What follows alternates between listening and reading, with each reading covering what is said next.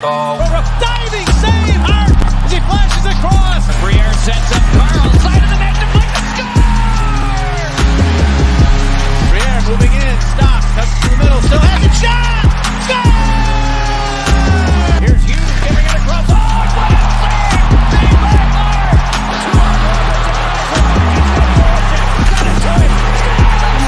He's an angle, short-handed mid! He scores!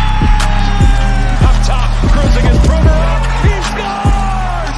Ivan Provorov!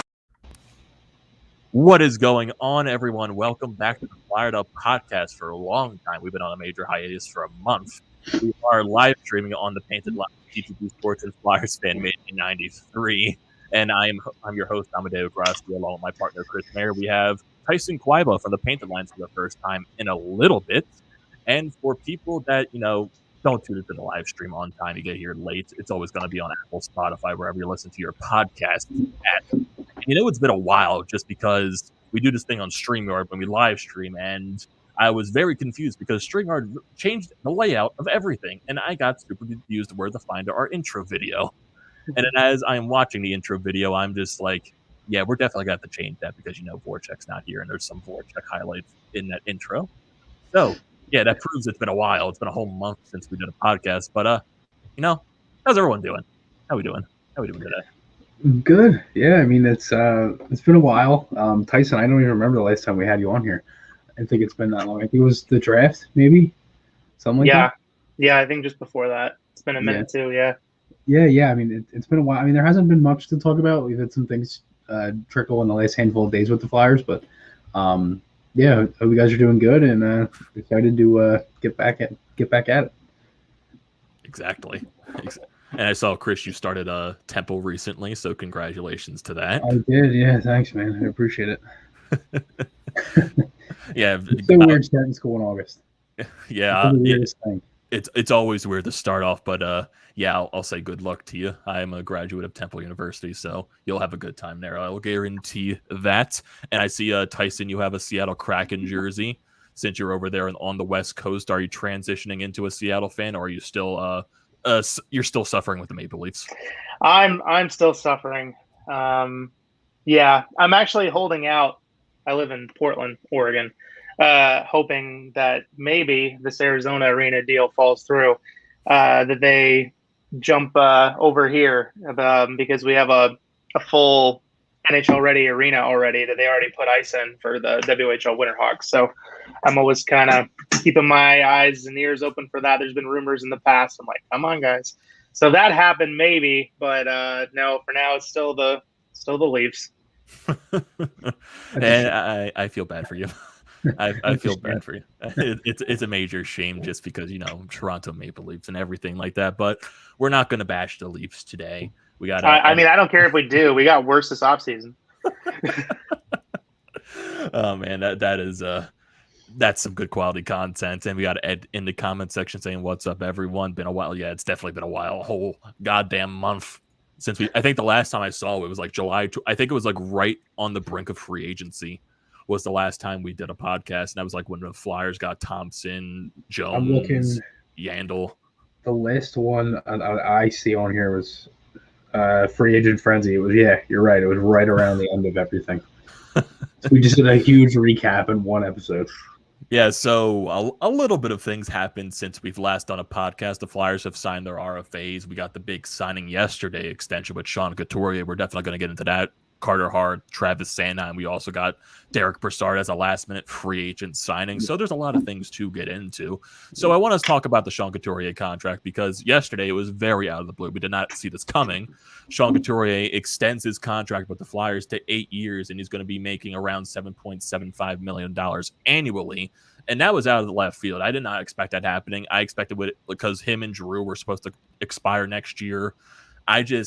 I thought that was going to be something halfway towards the season for something like that to happen, or even going into next offseason where Drew and Couturier were probably going to be more discussed by then. But hey, Couturier signs his contract. He's going to be a Flyer basically until he's 38 years old? 36. 36, yeah. I think around then. Yeah. Around then. But he's going to be a Flyer for life. I think that's the basic explanation for that. Yeah. Mm-hmm. And honestly, when I'm thinking about that, for how long Couturier has been for a Flyer, he's been playing since he was 18 years old. Do you think he might have a chance to break Clark's record for most games played in a Flyers uniform? He might. I mean, do you know how many he's at? I think he's around the 600 mark. I think Yeah. the mid 600s, closer maybe towards 700s. I'm not entirely sure. What's Clark's official number? I would actually have to look that up. I know it's 1,500. I think it's around there. So let me get Bobby Clark. Yeah, Coots is at 692 right now. He's just under 700 regular season. Yeah, so I think for Bobby Clark, he played a little over 1,100 games, 1,144. Oh, so I think, Couturier can definitely beat that.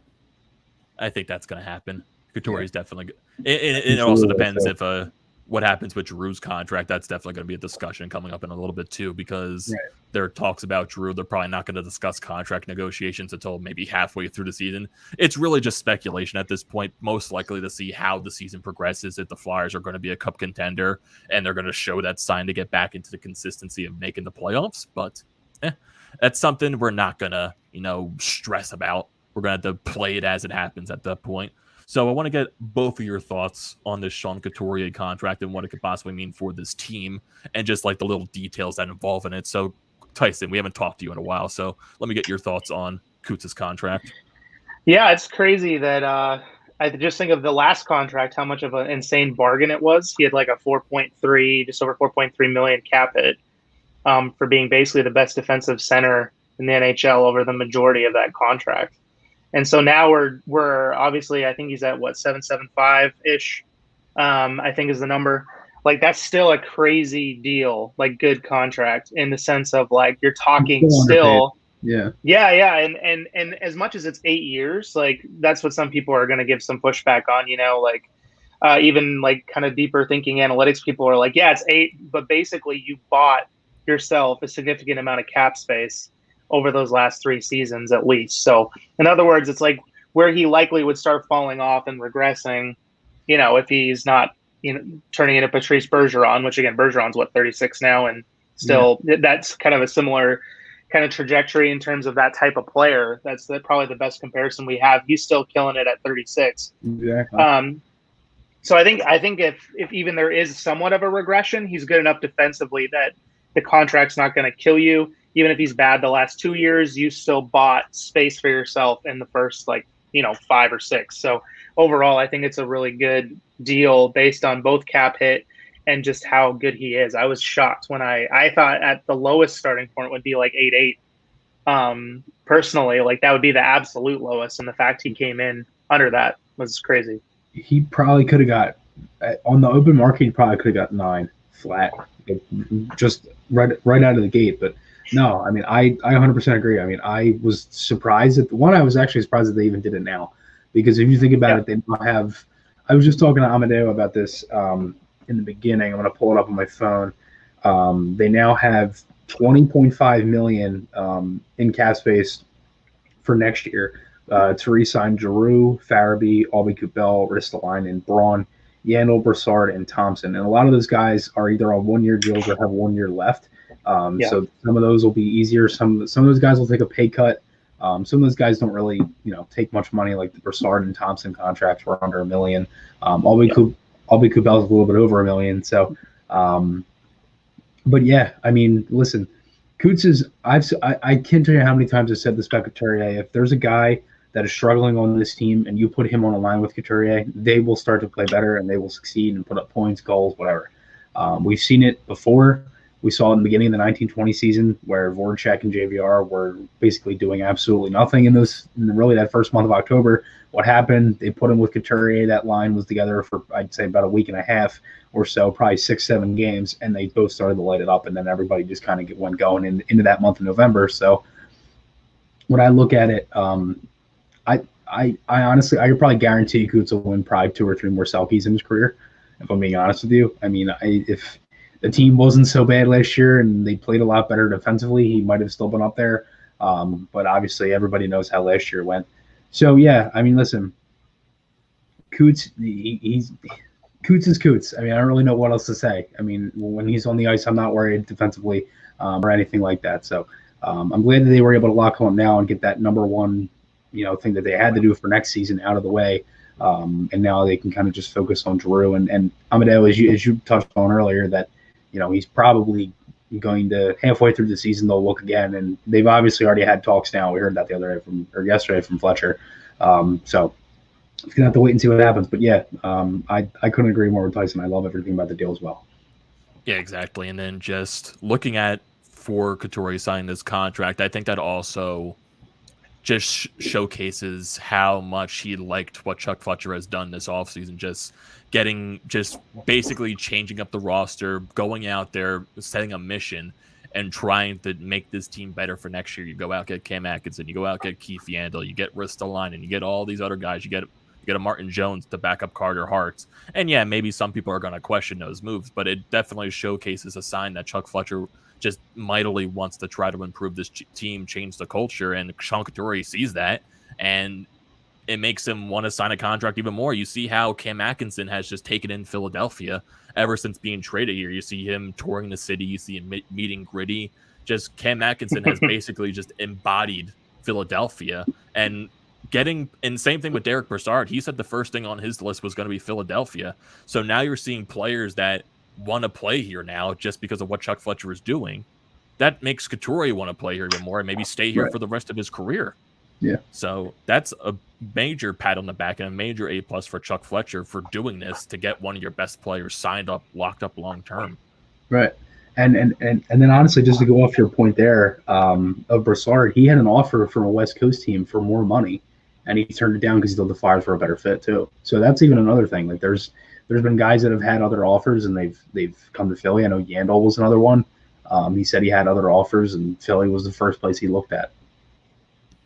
Yeah, now it feels good for a little bit that some people are now looking at Philadelphia, because we're talking about like during the stretch of mediocrity that where Philadelphia probably wasn't the best landing point just because of where the team was at, what Ron Hextall, his direction was trying to do. But now when you have a GM that's trying to go out there and set a plan and set a mission, that's going to get players looking at that team and saying, hey, maybe I want to be a part of that. So some players are looking at Chuck Fletcher and they're agreeing with what he's doing, and they think the Flyers are in a good shape to possibly contend for next season. But I'm not going to go into full saying, oh, the Flyers are going to be this dynamic. I'm going to let the season play out how it is. I think they're going to be a much better team. They're going to be a fun team to watch for once, but I'm not going to go crazy. And then we also got a Joel Fairmeme saying Sonkadelphia. Get all the Barstool guys in here. So, also talking about Barstool with the now with the NHL going into not this season coming up, the next season, going with jersey advertisements. I remember seeing someone doing it was Kevin Hayes doing a Photoshop of the Barstool logo on the Flyers jersey, and that like made people like either laugh or absolutely hate it. But just I guess get off topic, like what are your guys' thoughts on the jersey advertisements? Do you think it was inevitable with the helmet advertisements? I figured it was going to happen at some point. It really was just a matter of time of what season it was going to come, honestly. Yep. Yeah, they have a ton of revenue they got to make up for. And especially like in their collective bargaining, like I think it's estimated now it's over $1 billion the players are going to owe the owners in a few more years in escrow because of how that kind of is played out because of COVID and them not wanting to take a huge pay bump back because of lack of income coming in during shortened last season and the lack of revenue from playoffs the year before. So I think that more than anything, they're going to have to do everything they can in their local markets and collectively as a league to try to gain as much revenue as humanly possible. So I'm not surprised at all. I mean, they've been doing it in European soccer for forever. I know it's annoying. If you watch some of the like teams like Slovakia and stuff, they literally have like bumper stickers on their socks. I don't know if you've ever seen that, like on their actual socks, not even just their jerseys, but it'll be like 4 different brands of cars on one side and like 2 Icelandic beers and like a Czech beer on the other side or whatever. So like that's just like how they do it. And obviously like we're not going to get there here, but I mean, I think it'll be similar to the helmets. Like they said, it'll be like a singular crest, and just charge a crap load of money to some person for it. It wouldn't even surprise me if it matches what's on the helmet too. Like they'll just like charge them more, like so it doesn't clash. Yeah. That wouldn't surprise me either. But I think we'll just get used to it real quick, and it'll be like we won't even notice it after maybe the first month or so, whenever they do that. Because that was the thing with the helmet ads. Like everybody was like, "Oh, they're going to be weird," and then like I was kind of used to it by like a couple games in. Yeah. Yep. It's something I stopped paying. I didn't even notice it after about a couple weeks. Really, I was like, "Oh, okay." And this is like kind of, I guess, like a pipe dream to finally get the Flyers to advertise Wawa somewhere. So maybe Wawa will get the advertisement on the jersey. Yes. I know the Sixers with their jersey advertisement. I know they do StubHub, which is like, I wish you could do something more Philadelphia related. For hopefully it comes to Wawa, but I know they're going to do something like corporate or something like that because it's Comcast. So the Comcast will always shut down your dreams. But yeah, I don't think any of the because I know the Eagles used to be sponsored with Wawa, right? And now it's the Ravens. Aren't the Ravens like the official football team under Wawa? I'm not sure, actually. I think they are. I'm honestly not sure. Used to be. I know the Eagles were sponsored by Acme. I don't remember them being sponsored by Wawa. I know they're the official hoagie of the Baltimore Ravens. Oh, they are. That's what it is. They do have a partnership with the Eagles of some sort, but yeah. I'm not sure what if it's on the jerseys, but that's funny. That just feels wrong, honestly, for that to be the official hoagie of the Baltimore Ravens. That just feels wrong, in my opinion. That's terrible. It feels so. You also got a Tasty Cake. Maybe that could be an advertisement for. Imagine Survey brings that back. He scores for a taste of Tasty Cakes. I mean, they haven't done that in a while. They can honestly do that. Yeah. So yeah, it's weird. It's weird how this stuff plays out too. Like I think of the shirt I'm wearing, the Kraken, right? There's actually a brewery that's really close to where the Kraken will play, called Fremont Brewing in Seattle, and they have a beer, an IPA they've had on their list for years called the Sky Kraken. Like, and I have like cans and stuff, and I've been there, and I was like, well, of course that'll be the official craft beer of the Seattle Kraken. No, there's like some random brewery in Southern Oregon that like is the official craft brewery that has absolutely nothing to do with them. So it's like there's like opportunity, but it still ultimately comes down to the dollar amount, because to me it just made branding sense. It's like, what should be the official craft beer of the Kraken? A Kraken beer. that would make sense to me, but no, it's not. So it's just how it goes. Yeah. The things that make the most sense tend out to not be the actual thing. So that sucks. We also got a donation from Oscar the Grouch, $1.99, saying merch being ordered. Thank you, Oscar, for that donation. And he also says he has no clue, but it looks stupid. What do you mean? What are you trying to reference there? The merchandise? Or are you trying to reference the jersey ads? Our faces. Or maybe that. Hopefully my face. And then we also have Sean Fitzpatrick saying Derek Brassard is a difference maker. God damn it, with the heavy butcher on the misspelling of Derek Brassard's name. How you doing, Sean? It's always good to have you back. We also got Penguins will have Gus the Groundhog, the second most famous groundhog in Pennsylvania, as their advertisement. Oh boy. Not Phil, huh? Not Phil. Oh boy. And we also got a question from Joel saying, does anyone even know what TCS is? Was on the helmet all year and he still has no idea. It was some type of it's like the energy thing they did with Wells Fargo Center. Yeah, it's an energy whole company. Renovation. Yeah. Yes, so that was the advertisement that was on the Flyers helmets. So I guess to get away from the advertisements and sponsorships, sadly we are not sponsored at all. So I wish we were, but we're not. We also got a question right here from Kevin asking, are the Flyers Cup contenders? Oof. So that's a tough one to we could really dive into that right now if we want to. I mean, I don't care. I don't.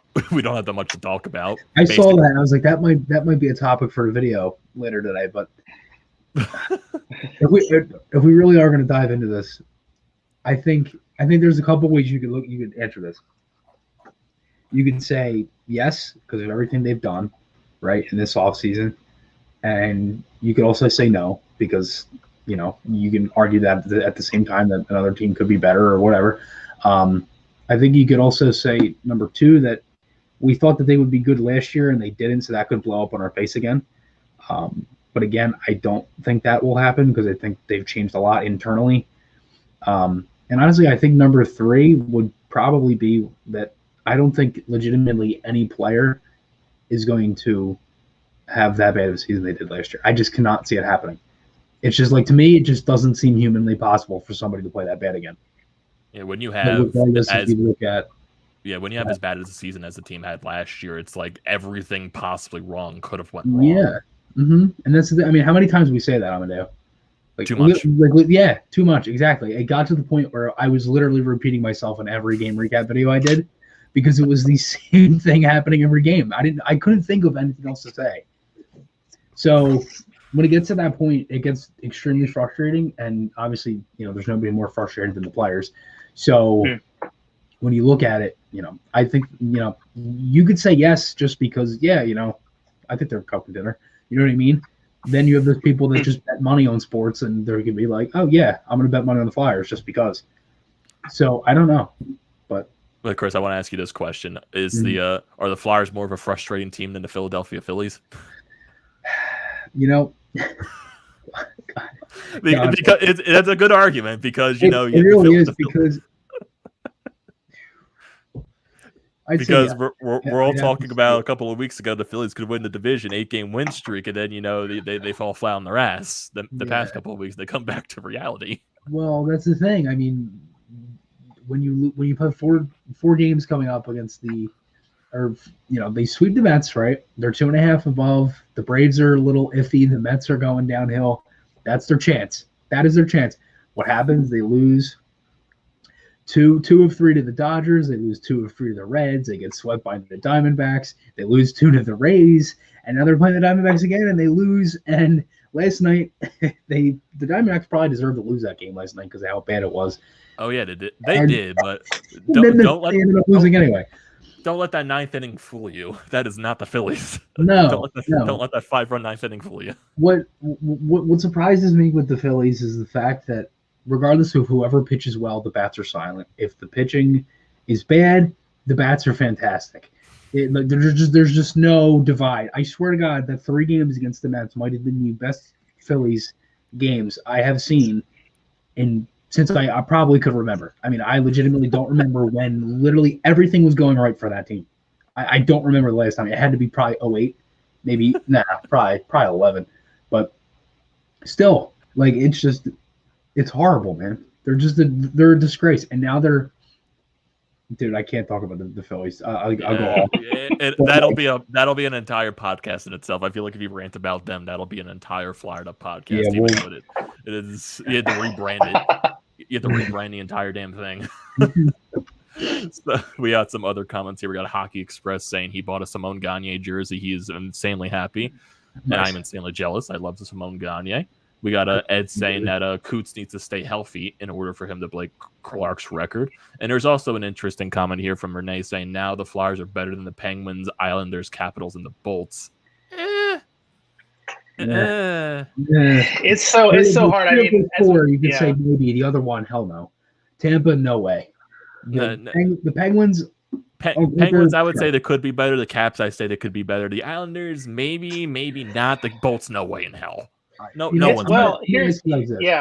God, Dyson.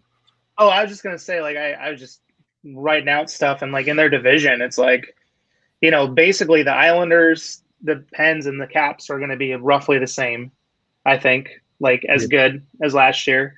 Carolina is worse on paper, I think. Columbus significantly worse. The Devils significantly worse. The Devils are better, and Philly is better. But I think we basically have in that division alone a very small margin of, once we see some more of the analytical numbers, like I think it's going to be a really close margin between the Flyers, Islanders, Penguins, and Caps. And then I think there's a drop below that to the other one. So and Tampa lost their whole third line, that really good third line, but they still have all those other pieces, it's like, it's just, I mean, you can't really compete with their top 6 still and their top 4D. It just is what it is. And Vasilevsky.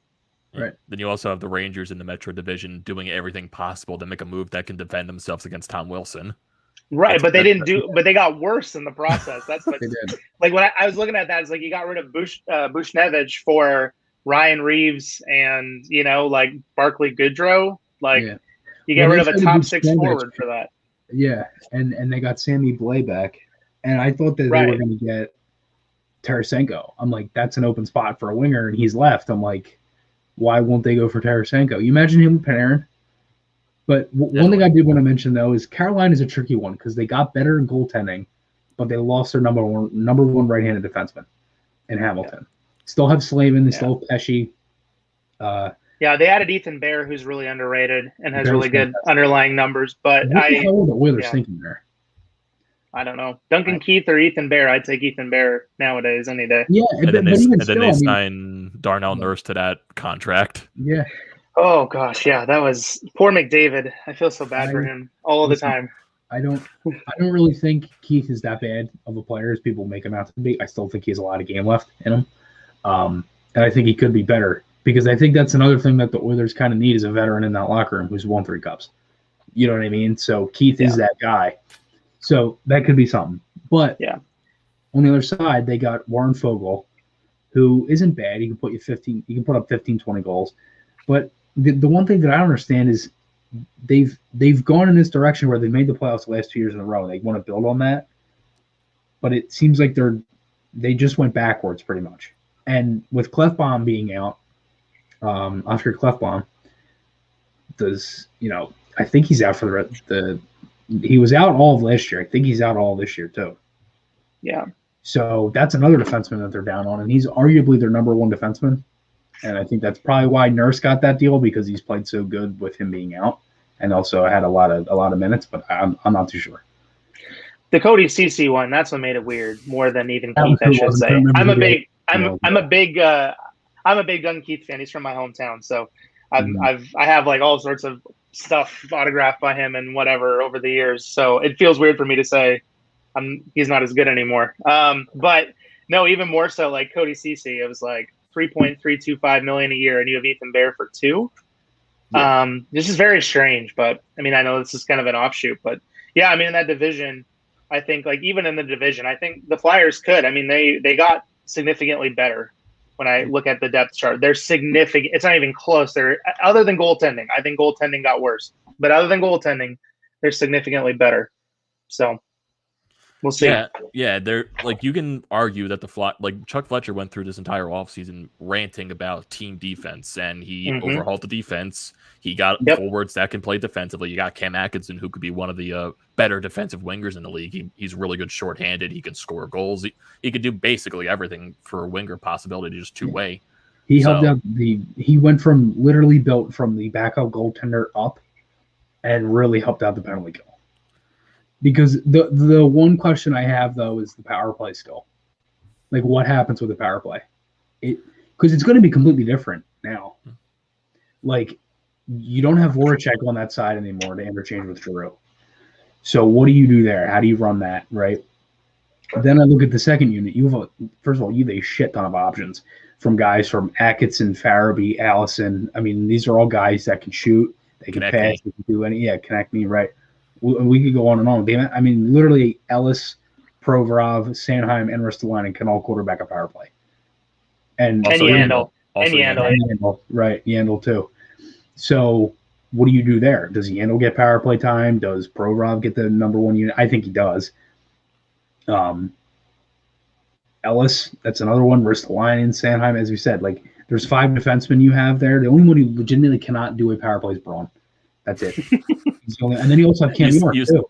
You say all that, then Braun quarterbacks the power play. Right. He's like on the second unit. Right. No, Morin. Braun and Morin. I mean, I'd rather take Morin because at least Morin can fire the puck.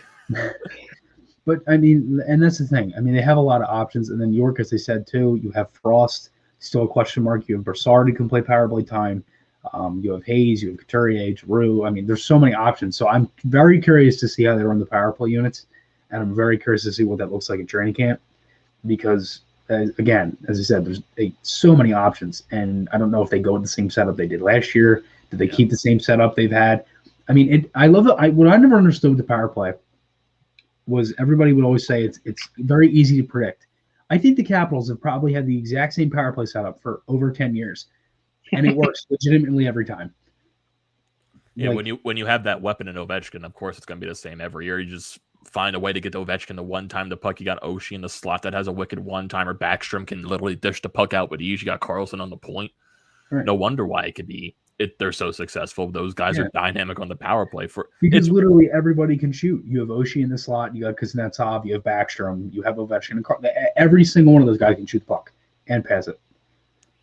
The whole thing is a total weapon. The entire power play. I don't know. I feel like you might be surprised with the power play setup this year. I think Alain Vigneault is going to try to maybe shake up something different just because of the overhaul of the roster. I think you're going to see something a little bit different. My gut feeling, I do think Yandle might quarterback power play 1. That's just my gut feeling. I'd say 2. And then I feel like they might go with a 2 defenseman setup on the second power play unit, just because you have so many options. Mm-hmm. Yeah, I mean, Ellis used to lead the NHL, I think, in power play minutes at one point too. So Ellis, I believe at one point in his career. So I've wondered about him being on the first unit because he's a right shot too, adding an extra weapon and having him and Atkinson kind of more set up on the right corner where Voracek was, and then a second unit could easily be Provorov and Yandle, and still be, because they might actually be better offensively than some of the other options they might have further down their lineup at forward anyway. Right. Yeah, so there's an infinite amount of possibilities, and with the penalty kill as well. Now you adding Atkinson, maybe Brassard can slot in there. Thompson's definitely going to be a penalty killer since he's a bottom 6 grinder. Hayes is definitely going to be one of those guys. Couturier is going to be one of those guys. So now you have options.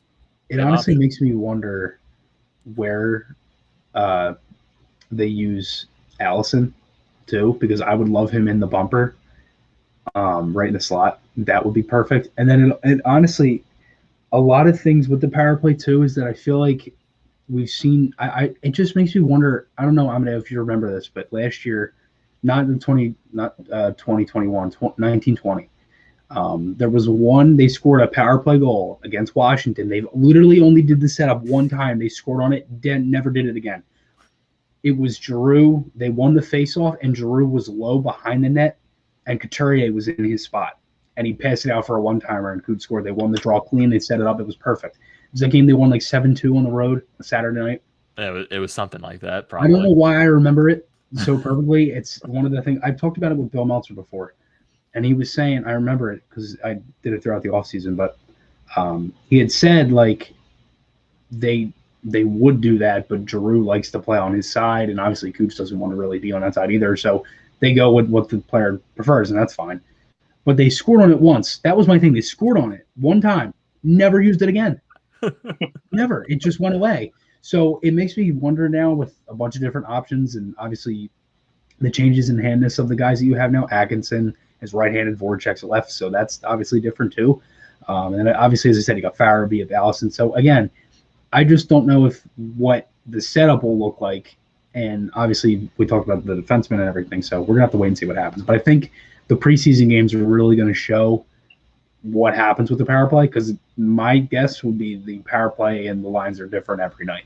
And that last game is probably when that's most likely your opening roster. So, and there's going to be an insane amount of competition in camp, too, for the last forward spot, because I'm looking at the depth chart and I'm going, basically the lineup is done except for one slot at forward. It's going to be, I think, a competition between Frost, which people have been forgetting about, right? Because he was injured for most of last year. Frost, Allison, Lazinski, who played some games, right? Bunneman. There's going to be a healthy amount of, we even put Nate Thompson maybe in that category now that we have Brassard in there. I think he slots ahead of him on the depth chart. And if you're going center, if you're doing Coots, Hayes, Lawton, Brassard as an option there, I think you easily could do that to spread out the offense, and you're going to have just this insane amount of competition. So I think that'll see how that goes too, because Frost, for example, he can play the point or the left side wall really well in the power play too. He's done that his whole junior and even the AHL, and he's got amazing hands in tight too. He scored some really great goals even early in his Flyers career doing that. So I think there's a sense of we'll really see how this lineup comes up. There's going to be a high amount of competition that plays out, and it also wouldn't surprise me if they move somebody too. They easily could. They might have to, because of just having too many bodies and needing to give. You got to give something to one of the younger players here. Allison's maybe 25 this year, So you gotta start to kind of take that in consideration a little bit. Right. And one thing just to go off your point, what you were saying, the depth chart, and then obviously Allison. So obviously you guys remember when they signed Sanheim, right? That deal put them over the cap to begin with. So the Sanheim contract put the Flyers $643,523 over the cap, and that deal would be more because if you look at cap friendly right now, they have 13 forwards, right? If Allison makes the team out of camp, which pretty much everybody and their godmother is expecting him to, I can't see why he wouldn't. I think he will. But if he does, that means they go into the season with 14 forwards and 7 defensemen. That would be another $925,000 added on to that. That's only if Allison makes it. Then you have to add Brassard at the same time, and that's more money that's added on. So if Allison makes it and Brassard, I think the Brassard signing leads me to believe that Frost is probably starting the season in the AHL, which I think is a good thing anyway because he's coming off the injury. And I think that's kind of the same thing with York. You give them 10 games in the AHL, see how they do. They'll both probably light it up. I don't see why they wouldn't. Frost may take a little bit more time because of being hurt, but he's another guy. I mean, I've never seen some guy get so much hate for only literally playing 2 organized hockey games in a year and a half. It's incredible. Like I just don't understand it. I feel like it's like Nolan Patrick all over again with everybody just hating on him. But yeah, I mean, go ahead, Amedeo. I feel like you want to say something. I feel like Frost gets a lot of hate just because there's like a certain section of the fan base that really that really loves him. They try to elevate like he's going to be this elite player. He's going to be the next, and that's what's also going to anger the other section of the fan base that doesn't believe that. It's going to make them hate Frost even more when he doesn't play. So it's just a whole mess up of slop and everything like that. It's just the fan base being the fan base. But Joel also brings up a good point here, talking about like if you're looking to possibly have to move it forward. Me and Chris, we and him talked before we started the podcast. We're saying that maybe Nicolas Aube-Kubel might be the odd guy out, and maybe he's a guy that they have to move just because he makes a little bit over $1 million. And that if you move him, you maybe get him for a draft pick. You clear that cap space, and you add at least $1 million onto it. Yeah, Aube-Kubel's cap hit is $1,075,000, so he makes literally like a little bit over $1 million. But that would still make them, if you're adding 643, whatever I said, it was 643,523 plus Brassard's 825, and then the 925. You're looking at like 2.4, right? Something like that. Yeah. Yeah, about that. I'm trying to add it up now. Yeah, I mean, it's one of those things where too his contract's variable too if they can't trade. I'm like, you get cap relief if you send him to the minors, and it might end up being too. You see a lot of gymnastics throughout the season, cap gymnastics. Like I think the Leafs last year set a record for most transactions in a season, because it would be like, for example, you have like a day, you have a player that's making league minimum, right, $750K, so you don't have a game that day or practice or whatever. And you send down the guy like Allison that doesn't need waivers. It's a 925 hit.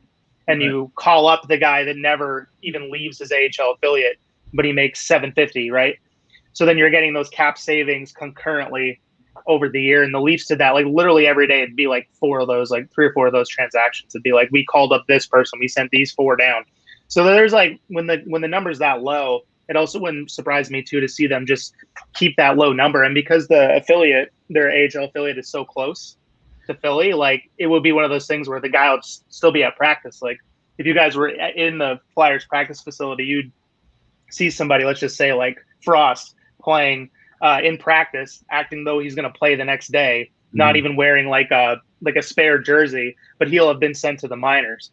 And he'll just never leave. He'll still practice. And then the next day they'll call him up again just before the game and he'll play. So there's a lot of those sort of things we'll see, I think, throughout this year. I think they're close enough that it's going to be okay once they do some of that. And there's also assumptions that some players will get put on injury reserve at some point. I don't think they have any LTIR, do they? I don't think they do. No. Yeah. Okay. So yeah, I think that's probably more of what it'll end up being. It'll be real close, but I think they'll be able to do some of those daily sort of transactions and it'll even itself out. Yeah, they did that a lot last year, actually, too. There were so many paper transactions to where, like, people thought the cap was this low, but actually, like, at the trade deadline, the Flyers had, like, around, I think it was, like, 12 million cap space, apparently, or something like. I know Charlie O'Connor explained it. It's a very confusing process, but it's just, like, a bunch of paper transactions just to add more money to the cap. Yep. So that, like, I guess that's, like, the loophole in the cap, probably, most likely. Something that they're probably going to have to discuss in the CBA.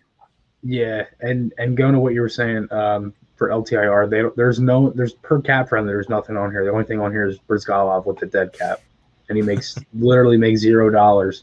That's what it says until 26-27. Good old Ilya Brizgalov. Yeah, it's like Tampa Bay right now is almost 89 million in cap space. Yeah, and they'll be under Vegas, probably. That's their cap hit. Yeah, it's 88.4-ish million right now. Yeah, but they have Brent Seabrook's contract that they just took on, and they'll do some LTIR stuff, like they'll get them under again like they did last year. But still, it's the same thing with Vegas. Yeah. Their cap hit right now is projected to be exactly 0. So it's weird too because they still haven't signed Nolan Patrick either. So I'm like, what kind of contract are they going to give Nolan Patrick? Is he even going to sign? I don't know. Like he'll sign. Yeah, he'll sign. Yeah. Their GM was his coach in junior, so I just think it'll be low. I think again. George McPhee. It's just like weird. You see a bunch of these teams that are like accordingly, it's the off season. Like you're going to have teams that are going to be over the cap, but then you're eventually going to have to become cap compliant once the season starts. So you're probably going to be seeing a lot of teams doing these transactions probably around when the season is going to start, trying to get under the cap space. And also that kind of like ties into maybe like you see with Connor Bunnaman's new contract that he signed. The first year is 2-way, but then the second year is 1-way. So maybe Chuck Fletcher was preparing for this type of season because he knew the cap was going to be strung up like it was. So he signed Bunnaman to that so it could be easier to process so he doesn't have to go through waivers. Yeah. That could be something. Or maybe it could be maybe he just thinks Bunnaman would be more developed by then and won't have to play in the AHL. That's probably another thing too. You could also think about that. And then you also have the newer contracts that they signed. You got Carter Hart's new contract. He's making $3.979 for the next 3 seasons. You got Sanheim getting close to the arbitration date, but he signed like a couple of days before it, and they settled at a 2-year contract, $4.675 million. I know people at the point of that sign, they're like, whoa, this is way overpaid for Travis Sanheim. He had a terrible season. He doesn't deserve anything above $3 million. But he was already making 3.2. So yeah, he was going to get a pay raise no matter what. Right. So basically, it was just the arbitration settler just meeting in the middle. You got Chuck Fletcher, maybe he's looking at around $4 million. Sanheim's maybe looking between $4.55 million. You'll be in the middle, you get 4.6. Yeah. So there you go. And then you have, so the Flyers did sign a couple of entry-level contracts, specifically their second-round pick from this year, Tuomala. So I know, Tyson, you're really into the Flyers prospect system. I want to get your thoughts on just him as a prospect in general and what he could possibly be for the Flyers for the future. Yeah, I mean, I thought, first off, he was really great value in the second round. I had him in my top 32 prospects, so I had him closer to the end of the first round, but he's one of those guys where like his tools are like considered, his skating in particular is considered exceptional. He has like a really good overall toolkit. It's just more a question of, can he put every piece together to be a sort of top 6 forward, or he'll just kind of be, or will he be kind of like a fast third, fourth line kind of aggressive player? And so I think where scouts sort of went back and forth was on his upside. So some were like, oh, his tools make me think he's going to be potential top 6 forward, at worst like a middle 6 forward, and others being like, well, I think he'll be more like a fringe third, fourth line guy. And so that's where we saw a lot of the debate, though. In this draft, it was insane. Like, I feel like that was over half of the players taken in the first and second round, like, because there's just so many question marks. So to get a player like that in the second round was exceptional value. So I thought that was a really good pick. And I'm curious it wouldn't surprise me if he does play in Finland. I could be wrong, but I think that's the plan, is for him to play. He's going to try AHL? Okay. OHL. Either OHL or AHL. because he could play with the Phantoms too. But I've heard OHL, but I wouldn't be surprised if he went to Finland for another year. So yeah, we'll see. Yeah, and so I think it's one of those things where it just keeps that option open. I think giving him that contract right off the bat, I think would try to kind of get him in North America sooner rather than later, and I think that they want to do that. And probably, I think some of the issue is with some of these guys coming over from leagues like Finland is they might play against like tougher competition, like in adult leagues, and he played a little bit against that, but they are also not getting the same ice time and reps with the puck. So if you have a player like him that you're like, oh man, he's a really good skater, he's got really good skills, but he needs to be playing 20 minutes a night instead of like 8, like as a fourth liner in Finland's top league. And then their junior leagues like kind of meh, right? Especially once you're past your draft eligible age. I think that they're gonna, I think it wouldn't surprise me if they try to get him over here like as soon as this season, if not then next. Yeah. But yeah, overall he was a really good pick in the second round. Like when you go through the other players that were available in the second, like at the time that was an exceptional value pick. Like there's only two other players I think that I had ranked higher than him that were taken before him. What? What's his face? Rotti. Yep, and Chibrikov. Yeah, I had Chibrikov in my top 20, so that one surprised me a little bit. Yeah, but it was a good pick. So, my thoughts.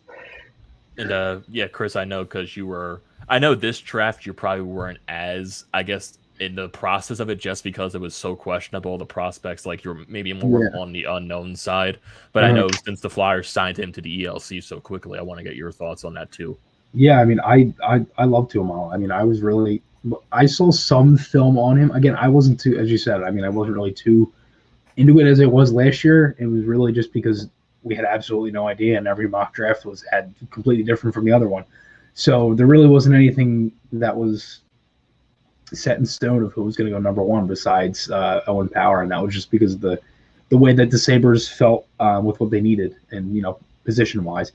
So that was pretty much it. I mean, when you looked at it, I think I was looking at Simon Edvinsson was another guy I wanted for the Flyers, and he went like 78. Yeah, he was projected like I think early second round or maybe late first round, something like that. But a lot of guys dropped. So again, it was kind of hard to try to look at all that because it's not like the easiest thing when you look at it and then when guys drop and then you get like that pick that's like, whoa, like I didn't think that guy would go there. You know what I mean? So there were some guys like the Flyers had an overager in Kolosov, the goaltender they took in the third round. He was 19. He didn't get drafted last year and he ended up getting picked this year. But again, I like Tuomo. I thought when I looked at him, he really reminded me of Laine a little bit. I don't want to I'm not comparing him. I'm just saying it looked like Laine. He's like that big right-hander from Finland that can shoot the puck. That just reminds me of Laine. So, again, he's something that every Flyers fan has been complaining about since they took York over Caulfield. So they took a shooter, they took a goal scorer. So I like it. I think it could be a good pick, and I was kind of hoping that we'd maybe see some footage of them at development camp, but it doesn't look like there will be really any fans. So we're going to have to wait and see what happens there in the next coming days. But it is what it is. Yeah. I will say that Fletcher got really good value since he's taken over in the second round each and every year. I mean, last year was Emil Andre and then Bobby Brink the year before. So like he's just gotten guys in the first two rounds in both drafts. You could have some debate, even last year about Forster, perhaps. I mean, he went probably where I expected him to go. Cam York went, even though with the Caulfield thing on the table, he still went where I roughly thought he should go. So neither of those picks are necessarily surprising in and of themselves, but he's been gotten really good value. And to speak on how weird the draft was, like Dallas took a guy at 23, Wyatt Johnston. He did not play last year. So he played for Canada at the under 18s in a checking role, not even like a top 6 role. Right. And he went 23rd. And so, that's what that means when teams go with their guys. That's exactly And that's what made it so strange is that in my head, when I was trying to predict even, I was looking at like when you said Robertson that went in the third round, I assumed he'd be a late first or early second that teams would look at particularly because he actually played. Right. So I gave the advantage. I figured teams would give the advantage to players that they had actually seen play, like Tamala and guys like that as well. And that was just not the case. So a lot of teams just jumped on the guys that they were very comfortable with, and it was a rather very strange, reality. And I think it's also good too because with the juniors now allowing people that played in the AHL last year, they're going to allow them to continue playing down there. So you're going to get Tyson Forrester back with the Phantoms. You're going to get Zade Wisdom back with the Phantoms. And then you're going to be adding most likely some other young players that might not make the team. Most likely, I don't think Cam York's going to make the team out of camp. It's like what Chris said. He might play down in Lehigh Valley for maybe like 10, 15 games if he doesn't make the roster. I thought he would, but before they signed Yandel was Yeah. why I said York. But now that Yandel's there, it's like that's kind of what that contract's for, just to buy time. And then you also have Morin as the seventh defenseman, most likely. Right. So you put York down with the Phantoms. Most likely he'll be that first pair role. I would assume maybe Jaeger Zamula also gets the first pairing role. So maybe you pair both of those together. Maybe you put them on different lines. I know last year they had Zamula with Wiley, so they might continue with that. If not, they might do York. But you also have Hoegberg. I'm trying to think. I know the Phantoms also did have a bunch of AHL depth signings that they always do every year, and some of those guys will probably play. But we'll have to wait and see what happens with that. And then most likely, since you don't have Alex Line either. So now maybe this will be a season for Sandstrom and Ustamenko to prove themselves more, possibly. I do know Zane McIntyre is still a free agent. They could re-sign him, but Tyson, I know you wanted to say something. Oh, I was going to say also have on defense and they'll have Mason Millman competing and Wiley. I still love that name. Guys like that will be I think in competition too. But yeah, I think goalie wise, it'll be they might sign one other depth guy now that they've lost Lyon. So if you're looking at like maybe some of the non-roster forwards, I think Wade Allison most likely will make the team out of camp. Tanner Lindzinski, I wouldn't say he probably won't make the team out of camp. So that's another young guy that's going to go down to the Phantoms. Tyson Forrester, one of those as well. Maybe Jackson Cates. He's one of those guys that goes down to Lehigh Valley after training camp. There's a lot of people down there that you can look at. Zade Wisdom, Ratcliffe is still going to be down there. Linus Sandine, he's probably going to be down there. I doubt he makes the team out of camp. So I would the Phantoms might be a little exciting for people that live in Lehigh Valley that go to Phantoms games, have season tickets. So you might have an exciting team like you had last year. Yeah. So that Adam Clendenning, that's the guy that'll be down there too. I forgot about him. Yeah, I know. Now that it makes me wonder, like with the Brassard signing, I wonder if they strictly just do like vets for the start for the first handful of games and see how it goes, and then maybe they call up some guys. Maybe guys like Alice can do start of the season in Lehigh Valley. That's the one thing that I also was like thinking about with a bunch of these veteran signings. Like veteran leadership, yes, it's amazing, but I'm also like trying to think of like what could this possibly do for maybe the younger guys that are trying to push for a roster spot, because when you were going into last season, there were a lot of roster spots that were open to young guys, and maybe some of them were more guaranteed than not. So when you sign a lot of these guys, you sign Keith Yandel, you sign Nate Thompson, you sign Derek Brassard, you bring in guys like Atkinson, you bring in all of these different players for the roster, you bring in Ristolainen. Maybe that Chuck Fletcher is also trying to, okay, I don't want to rely on the young guys. I don't want to guarantee them a spot right at a training camp. So bring in a lot of these guys that could also help our team, but could also push the young guys that are trying to push for a roster spot, make them showcase why they deserve to be in the NHL. And maybe that benefits them more because they're trying to prove themselves instead of just going for a guaranteed spot. So maybe York, that gives him a chance to prove himself. It'll give Frost another chance to prove himself once again. Allison, a chance to prove, and all these other young guys that could possibly, Zamula, a chance to prove themselves. So I feel like that's also like, maybe it's definitely not the main reason why Chuck Fletcher went after it, but it's like I feel like that's like you look at like maybe it's one of the minor details if you look at that for some of these young guys. And one thing to add to that too, I think he did say he had a conversation with AV and they kind of talked about that, and they wanted to make sure that they were certain and they wanted to make sure that their depth was good, especially the 3C spot. So probably I think that was one of the biggest reasons why they signed Brassard, and he was obviously open. And again, from playing with AV, before and having some of his best career numbers with the Rangers. I mean, the Flyers will be his 7th team that he's played on since 2017-18. So he's bounced around the league a lot. Yes, so, but he also has a lot of playoff experience. Yeah, he has 905 games under his belt. What is that, like the most in the Flyers? I think he has the most. I think right now on the current Flyers roster, he has the most playoff experience in terms of games played. Oh, yeah. Regular season, I'm not sure. No, I doubt it's regular season. That's the most on the Flyers. But there's also a question in terms of prospects and young guys from the Soda Man. He asked what he would like to know is what is up with the development with Joe O'Brien. I don't know. I personally don't know. Tyson, do you have any idea? BU next year, right? Yeah, he'll be in his. It'll be interesting to see. He might be a candidate to sign at the end of the season. We'll see, because he played his freshman year at Providence, right, and then he left.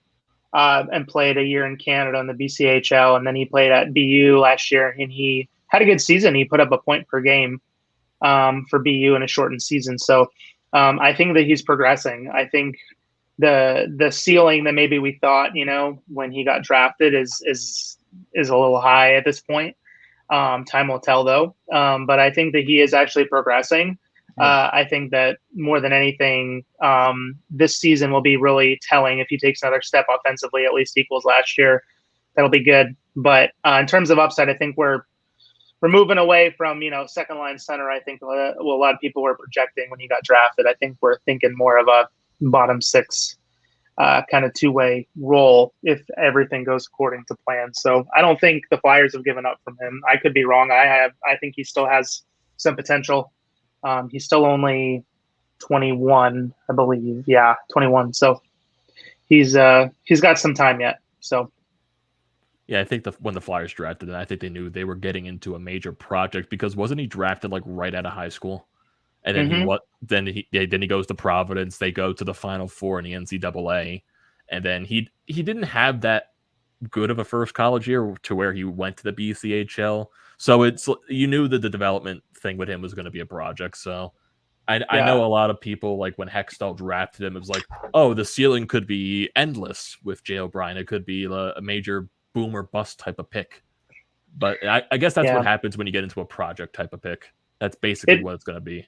It reminded me a bit of the Mark Jankowski pick. Jankowski played for Pittsburgh last year, but he was in the Flames system for a really long time. And it was a similar situation. They drafted him out of a league that I don't think any NHL player had been drafted out of ever. Like at the time, it was like a junior league in Canada. And I remember Jay Feaster was Calgary's GM then. And he was like, yeah, I'll expect to see him in like 6 years. And we're like, what? And it wasn't that like direct coming from the Flyers, but you're talking, it's been 3 years since his draft year now. So yeah, basically. And so you're talking, probably we're thinking at least another 2 to 3 more. So it's a similar sort of trajectory if everything goes well to Jankowski. So, and Jankowski was at best, a third line center. He was a fourth liner for the Pens last year. So that's kind of what you're looking at. Sam Bennett, right? He's kind of like similar boat. Like, wasn't he projected to be like top 6 forward and just hasn't really?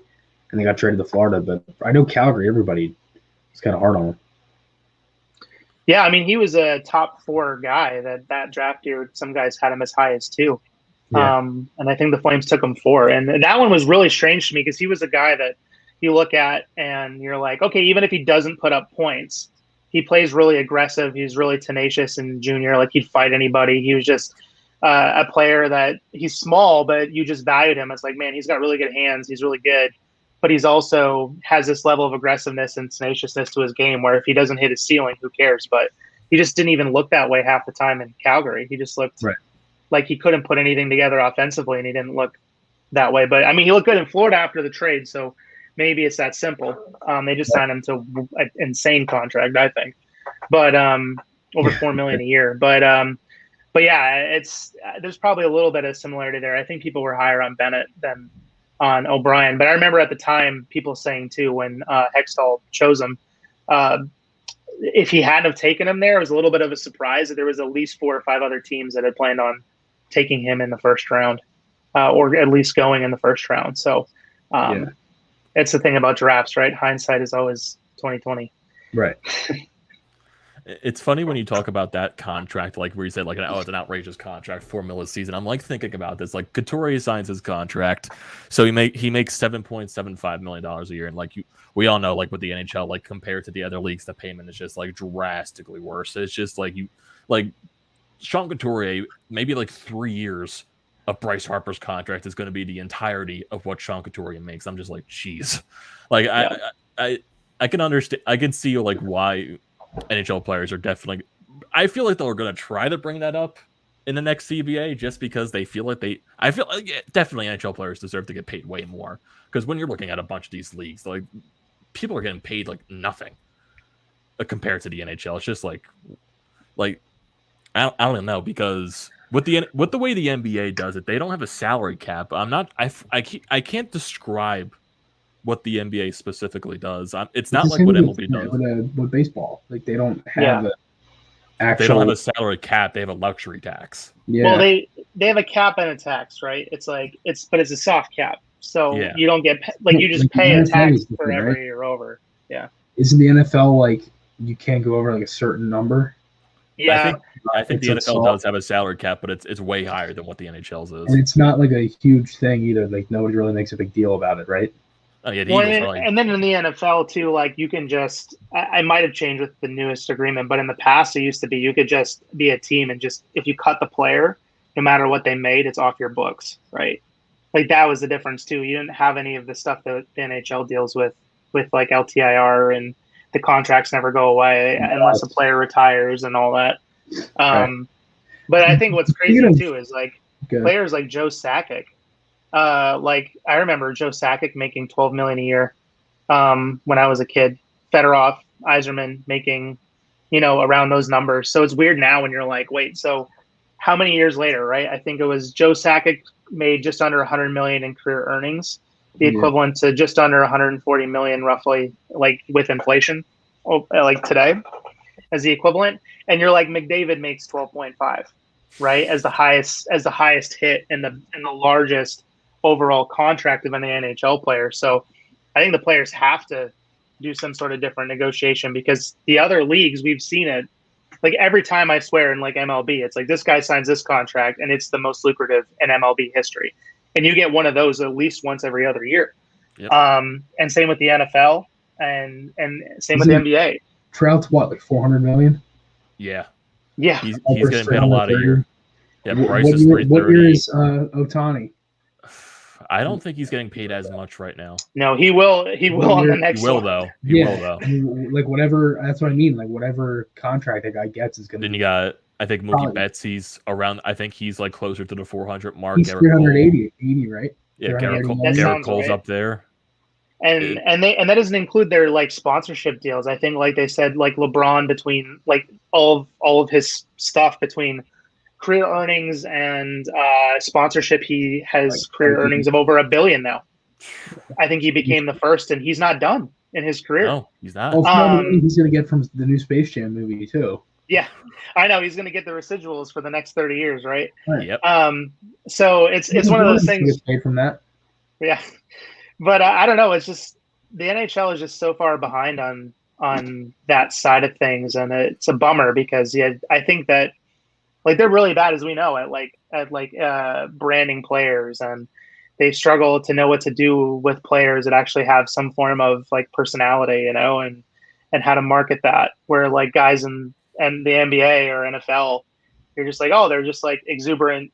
Like I think of like Subban, right? Like how the NHL could have embraced him even more than they had years earlier, and then now he's kind of on the back end, and it's like what his career, and you're like, man, you should have been on that way more. And just thinking of others that could easily be that way. I mean, I think of like Matthews is quiet, but he's out with Justin Bieber all the time.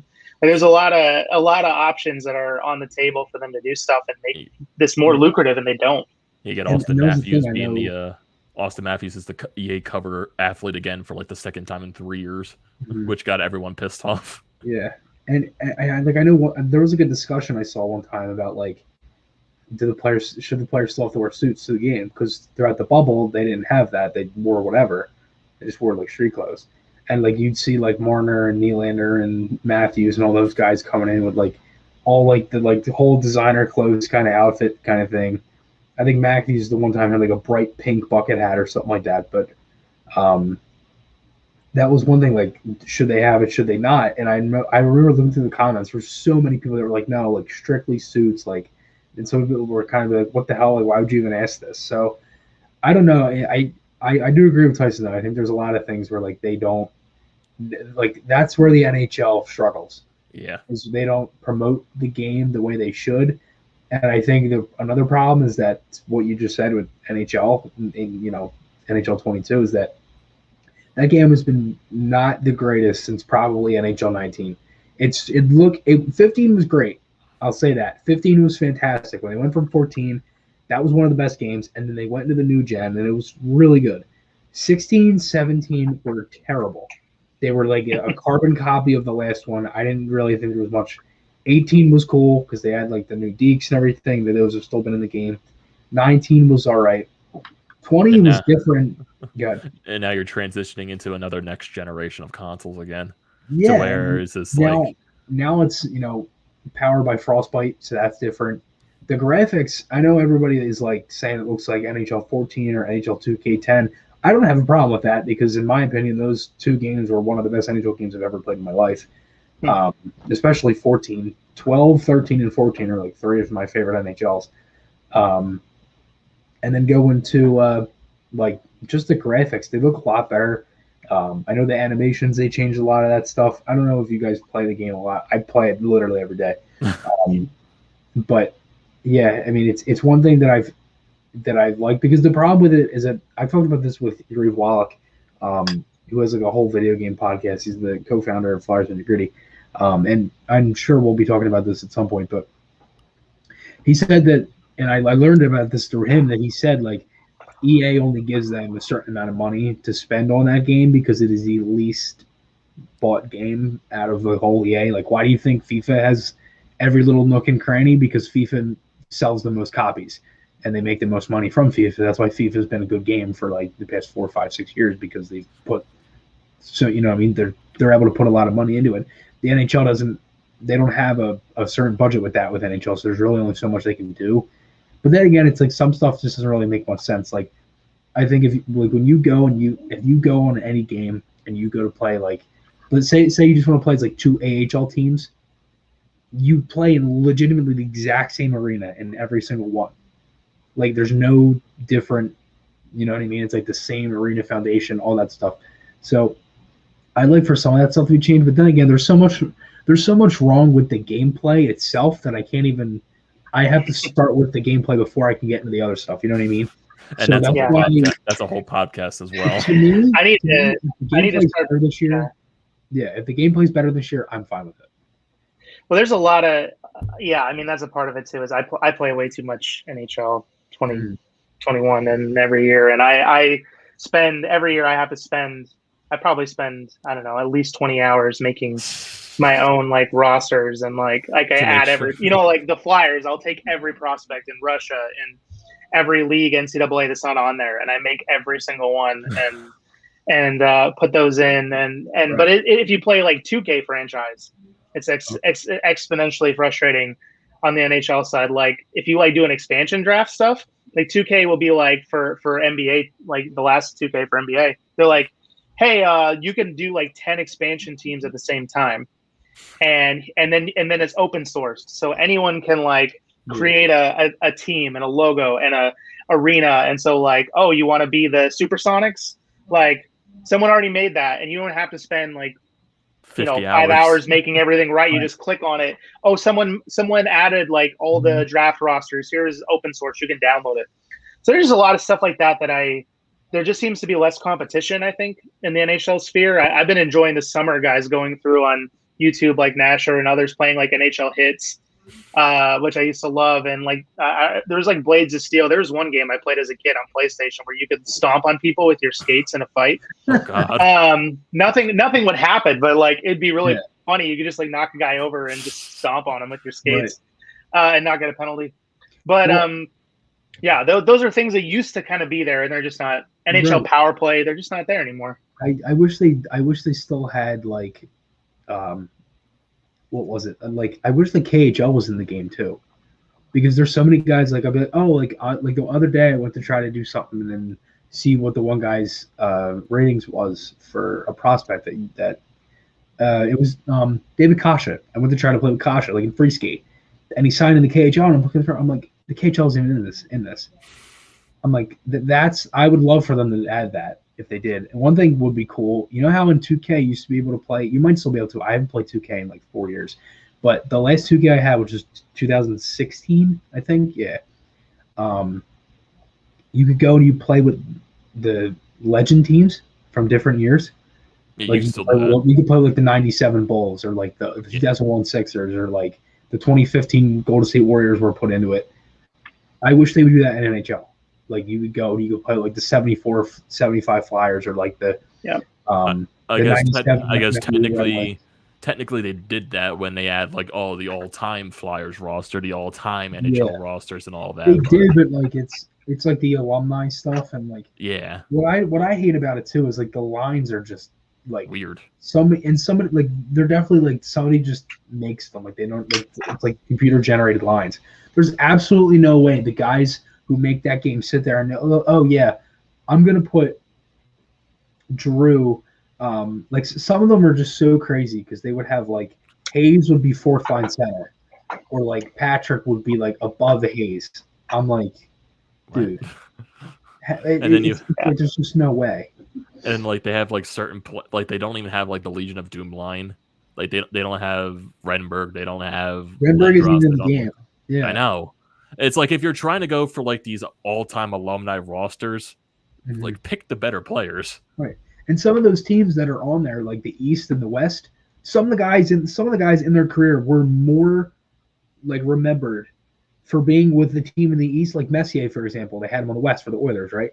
Well, if I think of Mark Messier, it might just be because I'm young, but when I think of Messier, I think of him with the Rangers. That's just me. But I don't know if you guys feel the same way, because I know you guys are older, and Tyson, I know you're older too. But I don't know. I mean, that's just another thing. And what I don't understand is like the game. It's just so like robotish, if that even makes sense. Like everything about it. I think the new graphics are going to help and the new animations. But I feel like they said that there's been new animations in the last 3-4 games, and really it's felt like it's the same. So. Yeah. I know we can talking about EA Sports NHL is. You already did. I'm gonna wait and see how it looks, and if it's good, I might get it. I'm not gonna spend the $79.99. What? The one last thing I will say is that there was like a 5-minute trailer that came out, and there's like 34 seconds of actual gameplay in it. Everything else is just like pictures and screenshots and all that stuff. Classic EA Sports. It's in the game. That's all. That's all I'm gonna say. Yeah, I'm gonna wait. I'm gonna wait to see if there's any good reviews, or if the YouTubers I watch, if they like the game. I'm just like, I'm not gonna spend that much money on a game that I'm probably gonna play for 2 minutes, and then if I don't like it, I stop playing it where I can't get a refund. So yeah, I think that's where I'm going to end it off, and I think that's where we're gonna end it off on the podcast, because we're over an hour, almost an hour and 15 at this point. So it's not a good time as any to end it off. So I'd like to thank Tyson for joining us for the first time in a while. Been a good time since we talked to each other, and I think since definitely we're getting closer towards the season starting, we're getting more consistent with the podcast. Maybe try to do one every week as we get closer and closer towards the regular season, especially when we get closer towards training camp, preseason, and all that. So definitely stay tuned with us for there. Yeah, and then obviously, as everybody knows, me and Amedeo, we do pretty much one after every game. So we'll be doing that more consistently as the season starts, and we'll be doing preseason and training camp and development camp and all that stuff. So just stay tuned, because we're going to be having a lot coming. So yeah. So just definitely stay tuned. Don't forget about us. I know you're our third season with the Fired Up podcast. It's going to be fun. Yes, it is. Hopefully the team doesn't make us into a nightmare. Yeah, that would be nice. Because Chuck Fletcher has stated he has had nightmares about last season. So we're going to leave that off there. So thank you everyone for tuning into this edition of the Fired Up Podcast. If you didn't tune into it live, you can see it on Apple, Spotify, wherever you listen to your podcast at. And also don't forget to subscribe to the different various YouTube channels that we're broadcasting on. The Painted Lines, definitely go check them out wherever you're at. For Flyers Fan Media 93, for Chris, you can go subscribe to him there. For me, it's TTP Sports on YouTube. Definitely go subscribe there, specifically all our different Twitter accounts and everything like that. Don't forget to check us all out. Everything is in the description below. So thank you, everyone, for watching this edition of the Florida Podcast. I'm your host, Amedeo Grassia. That is Chris Maher. That is Tyson Quibel. And we will see you next time.